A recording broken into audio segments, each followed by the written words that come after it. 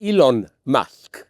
He is, for me, the ultimate result of how the legacy of 68 protests was appropriated by the establishment. Lacan's reaction to the 68 rebellion was that they are too shameless. They know no shame.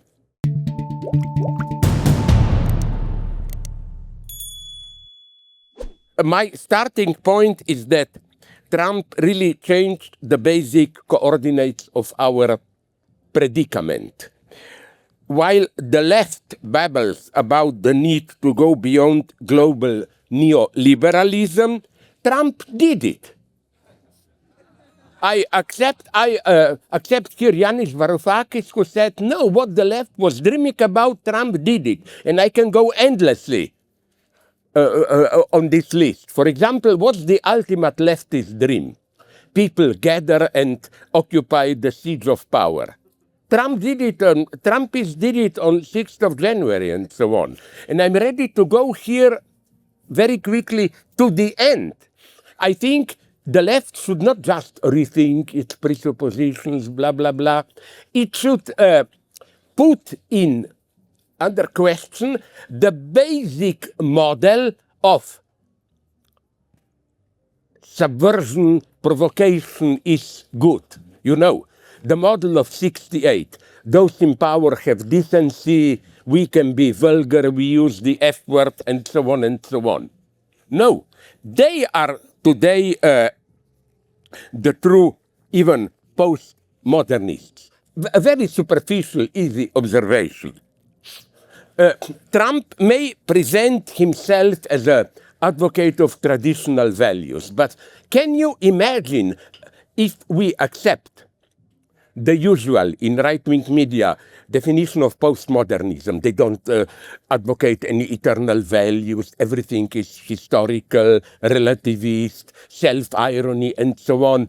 Trump is the ultimate postmodernist president. And I think the result to do is, I'm ready to go to the end here, is take two very visible leftist politicians, both pushed to the edge, Jeremy Corbyn here and Bernie Sanders in the United States. Sorry, they are not playing any of these dirty jokes, obscenity games. They are simply, I would almost say, in the most noble sense of the term, decent conservative guys. This is how I once was in immediate contact with Bernie Sanders. This is how he also perceives himself. So what I'm saying is that, I'm provoking you now, that we, the subversive left, should absolutely reject this model, traditional model of subversiveness. We should discover in our political activity values like common decency, even, I think it should be our term now, moral majority, common people, and so on. My thesis is here that look at figure like Elon Musk. He is, for me, the ultimate result of how the legacy of 68 protests was appropriated by the establishment. He is ridiculously self-joking, clown, and so on and so on. No, this is their position now. So even at the level of capitalism, we have many theories. Varoufakis, this techno-feudalism and so on, or Trump as a kind of a fascist. With fascism, I have a problem. I think there is an old intellectual laziness among the left. They see clearly that Trump, there is something bad, and without thinking, what is really bad? Aha, fascism. So Trump must be a fascist. Maybe, but in what precise sense? While I am close to all the circulating definitions, I think that my starting point will be here. I will really try to go very quickly. The book by, I think, Jonas Goldberg, who wrote a book, Liberal Fascism, some 10, 15 years ago. And his idea was that the new politically correct left is the real hair follower of fascism, with all their politically correct regulation and so on and so on. I think that what Trump is doing is rebelling against what he misperceives as politically correct cancel culture, regulation, this type of censorship for pure libertarianism. But he provides a wonderful case of how, in the specific sense, not just liberalism, libertarianism, get rid of the state and so on, but we immediately see the result. There never was so much oppression and censorship as we have it today. Careers are lost for one wrong term, and so on and so on. So, how can such a weird economy, in the sense of libidinal economy, situation work, where, on the one hand, racism, making dirty jokes about women and so on, it's all tolerated, but at the same time, censorship is here. I want to do something terribly old-fashioned here to shock you. I will follow Lacan here, who, it was really how incredibly he was looking ahead. Lacan's reaction to the 68 rebellion was that they are too shameless. They know no shame. In this, let's use dirty word and so on. And Lacan predicted that the price they will pay is that they will get a new master, which will be even more shameless than they are. And I think today we are at this point. Not just with Trump. Let me now focus nonetheless on the example that is always in our minds, at least in the background, what happens in Gaza. I'm here, I try to be as honest as possible. I am aware of also all the limitations, problematic anti-Semitic statements by many Palestinians and so on. That's not my point. What I want to focus is that how this absolute shamelessness of what is going now in the majority of Israel. We cannot any longer play there the usual game of there are that Netanyahu and his right-wingers kidnapped the government and against the peaceful democratic majority are pursuing radical Zionist agenda. I don't have time I will just improvise. Okay, screw it, that's the only way I will say anything. You know, we have to talk, so many things are to be clarified here.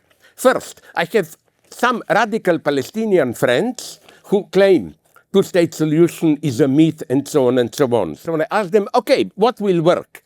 They say Jews in Israel should commit a symbolic suicide, in the sense of renounce their Jewish identity and accept that they are just one among the people there.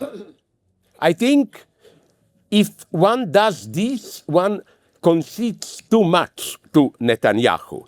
What Netanyahu and his guys, and at this moment the majority even maybe of Jews in Israel, are doing is they are already committing a symbolic suicide. The Judaism that they stand for breaks with the most precious element of the Jewish legacy. There would not have been European Enlightenment without Jewish legacy. Then we should go a step further. I indicated this 2 years ago at the Frankfurt Book Fair, and I was interrupted by politicians there. Why? I pointed this out. Do you know that there was, from the very beginning, a link between Zionism, in the sense of let's return to our promised land, and European anti-Semitism? Who is the hero today of self-legitimization of the state of Israel? Of course, Alfred Balfour. You should study him. Do you know that Balfour was very anti-Semitic?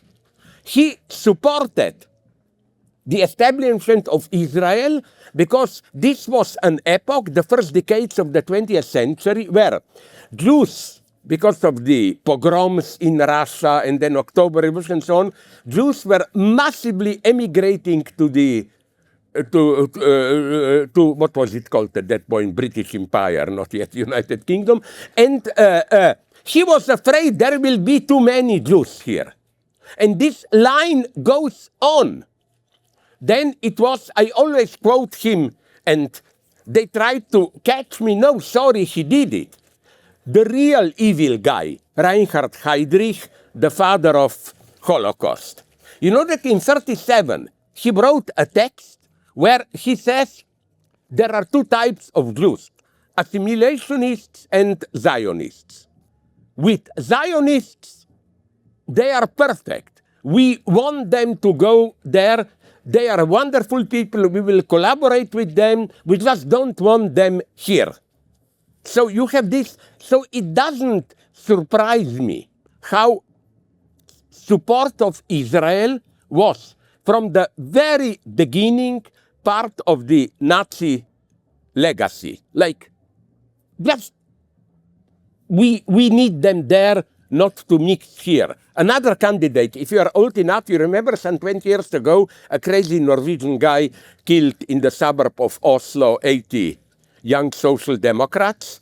And I got from my Norwegian friends excerpts of his texts, and in them he says the same thing.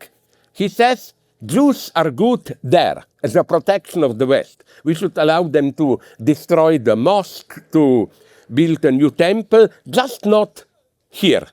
And this is why I really think that Germany and Israel,